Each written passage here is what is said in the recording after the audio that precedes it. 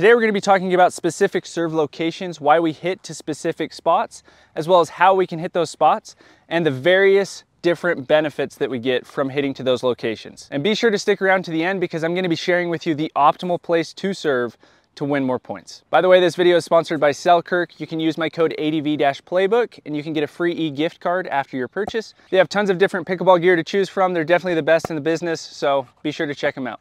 Okay, the first location that we're going to be covering is the out wide location. So why do we serve out wide, and what is out wide? An out wide serve looks something like this, where I'm pulling my opponents off of the court. The reason that we want to serve out wide is so that it creates a gap in the court. Anytime that I pull my opponents off the court, it creates an opening for me here on their side of the court in the middle. If I'm playing singles, obviously it creates a huge opening for me. And I can go all the way over to there with my next shot. But in doubles, it's going to open up their half of the court, and they obviously have a partner that's going to be up here at the net. So I hit my serve out wide, I now can hit that next shot to this opening. Now, can I hit it to that opening every time? Probably not. And the reason that you can't hit it to that opening every time is because if I pull this person out wide, their partner is automatically going to hover over the middle and they're going to close that opening.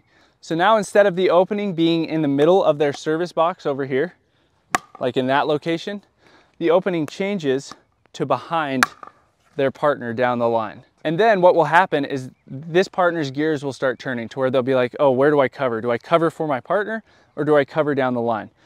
So every time you hit that serve out wide and they see that their partner is pulled off the court, they won't really know what to do. So this can be a great strategy. So serve out wide to create openings. Remember, you don't go to the same exact opening every single time. So the first thing that I want to do when I'm hitting an out wide serve is stand out wide. The further out wide that I go, the further out wide that I can hit my serve, the bigger of an angle that I can create. The further in I come and out of frame, the less angle that I can create. So that's why we want to stand out wide. Now, a lot of players might ask, well, wouldn't that tell them that you are going out wide? And yes, it does to an extent. Because from this location, I'm not bound to just hit out wide. I don't just have to go out there. I can also throw one up the tee and throw them off. So then they don't know where that ball is going. That being said, you want to stand in the optimal position for you. Okay, it doesn't matter what they think. You're going to pull them off the court either way. So you want to create the best possible point that you can, and the only way that you can do that is if you're comfortable. So don't get uncomfortable to try to make them uncomfortable. If you're comfortable, you can make your opponents uncomfortable even if they know where the ball's going. So serve from the optimal position, which is going to be out wide if you're trying to hit your serve out wide. Okay, now we're going to talk about my personal favorite serve location. Doesn't mean that I go here all the time, but I think that this is a great change-up serve location to go to cause havoc on your opponents, and I'll explain why. So this serve location is the tee. It's referred to as the tee because it makes a tee right here. You want to hit it towards the middle of the court, depending on what side you're serving to. So the tee looks something like that. Hopefully I can get it a little bit closer. There we go. You go to this position to pull your opponents into each other.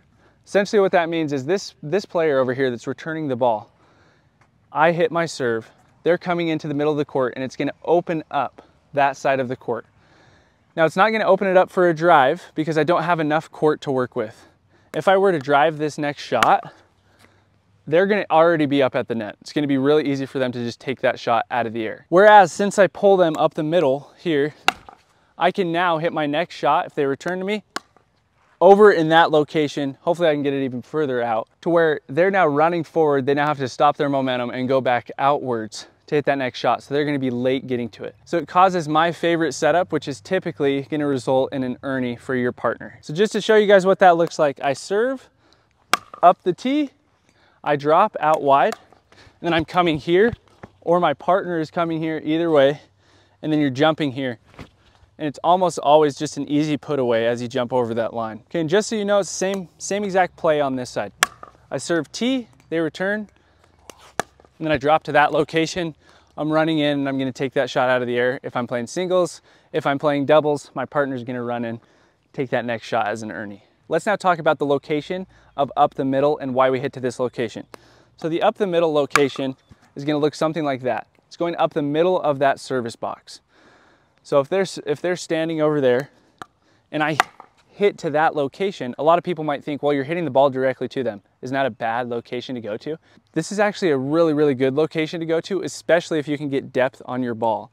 And the reason for that is if you get a ball that comes directly to your body, you're gonna have a hard time hitting that ball from this location because your elbows get in the way of your body. So what this will cause your opponents to do is it'll cause them to do a little bit more footwork to where they have to move around the ball in order to hit their next shot. And so this is optimal if we can get this serve deep. They're gonna be late moving their body. So if we can get some height and some depth on that serve to where it's landing, you know, a couple inches from the baseline, they're gonna have a hard time getting around the ball, and it's gonna automatically cause them to take a step backwards and then a step around the ball to where they're gonna be late coming forward.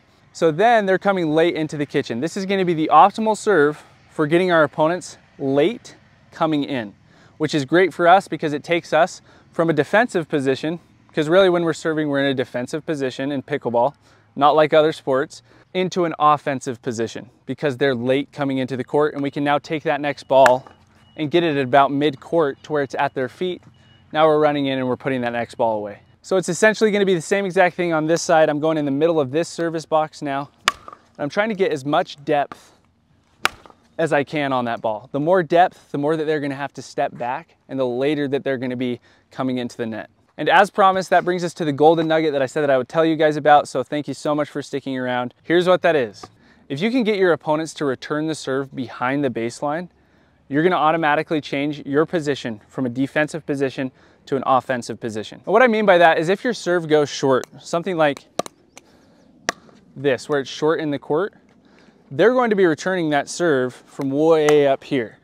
And now they're already at the kitchen line before the ball even gets to you, which isn't what you want. You want them returning the serve from behind the baseline, from this location, so the ball bounces and now they're running forward. So they're late coming in. This is the best form of advice that I can give you. It's all gonna come down to the depth of your serve. You're turning your defense into offense. Okay, so the technique behind the serve is we first want to get our paddle behind us. Okay, so by behind us, I mean it's gonna be to the right of us if we're righty and to the left of us if we're lefty. So this is to the right of me because I'm righty, and it's just coming slightly behind me, but notice how it's not behind my back. Okay, so it's not in this location, it's in this location. It's always in my peripheral to where I can see it. If it ever comes back here, it's way too big of a backswing. You're gonna be late hitting balls, and also you're gonna get too much power on the ball to where it's gonna go and hit the fence. You don't need that added power. Instead, you need to keep everything out in front of you small and condensed. So I'm in this location, my paddle face is facing towards the side fence. So wherever that side fence is, I'm facing towards it, and so is my paddle face. So now that we're in this location, I'm going to drop my paddle with my paddle face pointing downwards, and then I'm gonna pull as if I'm pulling a string or pulling a rope through my butt cap. Okay, so I'm in this position, face towards the side fence, drop, paddle face downwards, pull my butt cap, and then the last thing that I'm gonna do is a windshield wiper motion where I come up the back side of the ball and then make my elbow my nose. I'm bringing it all the way up.